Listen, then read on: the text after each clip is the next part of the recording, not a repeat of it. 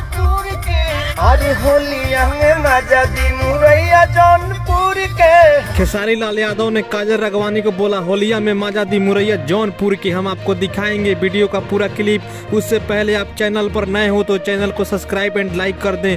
दरअसल खेसारी लाल यादव अचानक लाइव आते हैं और अपने फैंस से बोलते हैं कि आप लोग हमको बहुत ज्यादा प्यार करते हैं, इसलिए शायद मैं भोजपुरी के सुपरस्टार हूं और आप लोग का अगर प्यार सपोर्ट नहीं होता तो शायद मैं इस मुकाम पर नहीं पहुंच पाता और भोजपुरी सिनेमा में स्टार नहीं होता और आप लोग के सामने बोलने का मौका नहीं मिलता। इसलिए दर्शकों को मैं अपना भगवान मानता हूं और मैं अपने दर्शक के एंटरटेन करने के लिए काम करता हूं और मैं चाहता हूं कि मैं अपना पूरा जीवन अपने दर्शक को एंटरटेन करने में बिता दूं। दरअसल खेसारी लाल यादव का गाना होलिया में मजा दी मुरैया जौनपुर के रिलीज हुआ है। उसी गाने को प्रमोशन करने के लिए खेसारी लाल यादव लाइव आते हैं और दर्शक से अपील करते हैं कि आप लोग मेरे गाने को ज्यादा से ज्यादा प्यार दें और ज्यादा से ज्यादा देखें। उसके बाद बोलते हैं कि मेरा एक फिल्म गॉड फादर की शूटिंग चल रही है, उसी को लेकर मैं काफी व्यस्त चल रहा हूं और मेरा एक पोस्टर रिलीज हुआ है फरिश्ते, उसको ज्यादा से ज्यादा प्यार दीजिए।